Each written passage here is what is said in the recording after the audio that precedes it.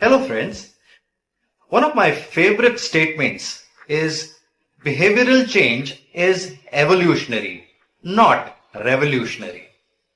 Evolution, it is a gradual change, adaptation, progression and structured.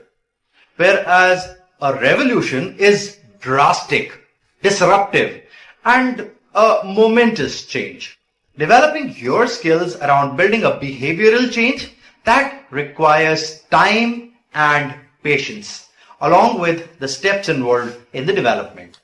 If you want to bring a change in yourself, it would be important to watch this video till the very end and keep taking pointers around the skills which you would want to develop. Or do you know, the communication starts much before it actually does. Interesting, huh? This gets initiated by the actual impression, and this impression is formed by how you look even before you start speaking. Whether it is when you meet someone new, maybe a client, an interviewer, any other person, or when you reach the public stage. What is the time it takes to form this impression? This time, it is a meager 3 to 5 seconds. What? Just 3 to 5 seconds? You might think. But yes, this is all the time you have to form your initial impression. One of the important aspects to remember is that you should have an open body language. There are different body postures and facial expressions which play a role in the same. What are these? Just hold your horses. I will get back to it in some time. Communication is a basic skill which plays a big role in every single aspect of our lives, whether it is personal or professional. Many times you would have thought, I just wish I could speak more effectively, or maybe I hope I am also able to address the public with the full confidence and conviction as per your favorite leader. All of this can be done, and the most important aspect is your self-confidence.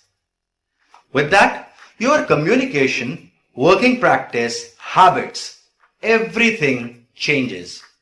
Now, consider a scenario where you are heading to a new organization for attending your interview, or meeting up with a client for a business deal, explaining a project to your team members, or maybe putting across your point in a business meeting. In all these situations, communication is one of the most important ingredients that you have. I am sure all of you know that there are 3 components of communication. What are these? They are words, tone of voice, and body language. Though there is another one, listening, which we will talk about some other time. But which of these 3 that I just mentioned seem to be most important one to you? In the last 20 years of the professional experience in learning and development, almost in all the sessions I've had around communication, the participants have voted as words to be the most important component. And why is that so? Because our minds have been programmed like that. But is that true?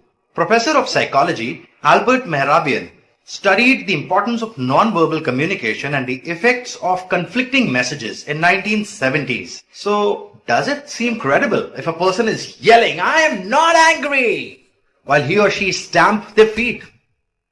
As per his study, he demonstrated that words consist of a mere 7%, which is the literal content of the message.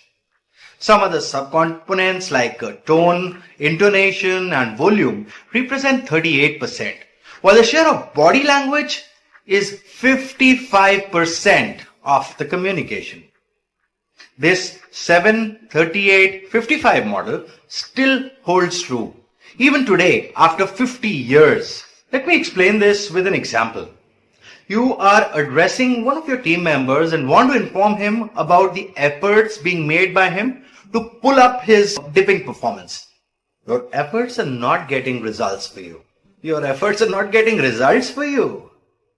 Your Your efforts are not getting results for you. Now, consider these three sentences. Same words, but the way they were expressed made a difference. The first one in the normal tone is just for information purpose. The second time, it was in a teasing tone, as if you were trying to tease your team member, to coax him or her to put in that extra effort. Or maybe you think it is you who can help him or her, not only the results. Well, was it an appraisal discussion? The third one is something so common in the workplace, whether it is sales, operations, or any other function. It is usually the tone which we hear from the managers who are addressing their teams. Do you think all of the three that we just heard, they will provide you with similar results? Think. While I was speaking these three sentences in different tones, did you also observe my body language, my facial expressions, and my body posture? Whenever you are in a conversation with anyone, it is very important to get two things right. First one, clarity of thought. Second, the ease of understanding. Using these in your oral communication also impacts your nonverbals. Many times you are unable to convey your message effectively because either you are not clear about the message you want to convey, or whatever you are trying to express, that is not being understood by the listener in the same manner as you intended it to be understood. I get this response while discussing with the participants that they are crystal clear in their communication. It is actually the team members who are unable to comprehend whatever they are telling them, and which is actually hampering the performance level. In case you are expressing yourself clearly, it must be unclear to maybe 5%, 10%. Why is it that 80% or maybe anything around above 50% of the team members do not understand you? If that is the case, it is time for you to develop your skills around communication. It is important that before the words come out of your mouth, you should think about why you want to communicate, what you want to communicate, and of course, how you want to communicate. Though there are the where and the who aspects also which you need to consider. The second aspect is to know about the audience whom you address. It can be 1, 2, 10, 100 or as many. Till the time you know the understanding of your audience and keep checking during the interactions with them about the comprehension of the point of discussion, it would aid you in effective communication. In a one-on-one or smaller group discussion, many times effective communicators check by asking, so can you summarize what we just discussed? Or maybe in public speaking, you will need to develop your skills around reading the facial expressions and the body language. Whenever you communicate, it would be important to match the understanding level of the person, their thoughts, what is running in their mind. Effective communicators gauge these during the discussion and then alter their tone, pitch, pace, and the other subcomponents so that they are able to reach clearly to whom and how they want to reach out to. The next aspect which you need to consider is the 38% or your tone of voice. As per the example which I shared earlier, some words expressed in different tones lead to different mindset and thus impact the results. So if you control the voice, it would impact your performance as well.